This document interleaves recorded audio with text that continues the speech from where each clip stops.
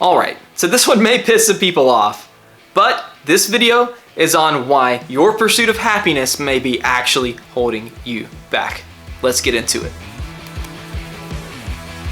Alright, so right off the bat, let me say that I am not saying in any way that you should not be chasing down happiness.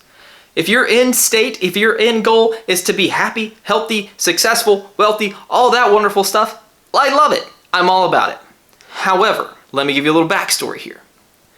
A few days ago, I was watching a TED Talk, and I will leave this lady unnamed, but she got up on the stage and said that we should only be using what are called positive drivers in order to achieve our goals. These positive drivers are things like passion, purpose, stuff like that. You know, things I'm always talking about, always pushing, and always promoting, right? Like, so I'm not bashing purpose and passion and all that stuff. However, what I am saying is we can also use negative drivers. These drivers are things that boost our motivation. So if you have passion about your thing, passion about your career, you're gonna have a little extra motivation to talk about it. So I'm passionate about my career. It gives me a lot of extra motivation to sit down and make these videos and talk about it. It's a lot more fun. There's a purpose behind this. My big purpose behind this is to help 100,000 entrepreneurs achieve maximum freedom through being able to build the career and the business that they want. So there's a purpose and there's passion behind it. But I can also use a negative driver.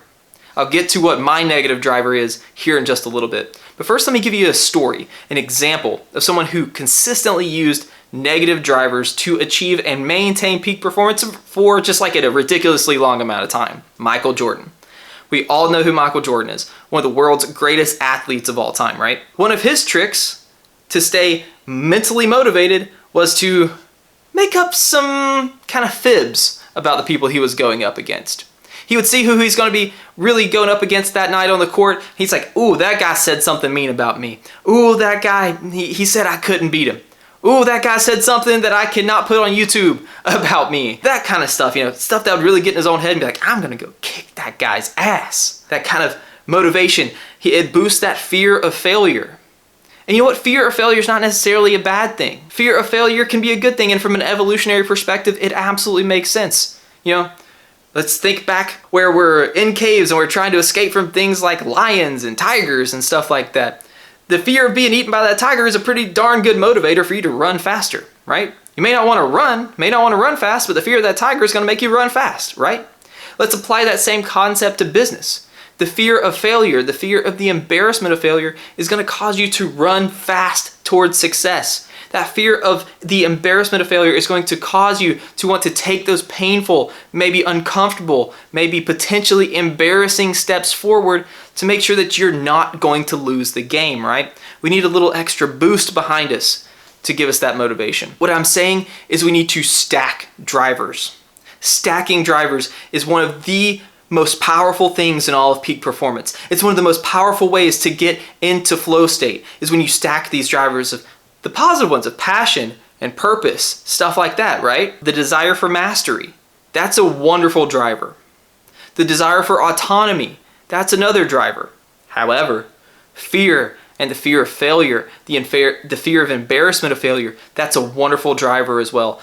I fear not being able to provide for my family. I fear failing at this business. I fear those things. I fear what happens if I do not work hard enough to push this business forward. I fear what happens if I do not work hard enough to give my clients the success that they need, deserve, and have paid me for.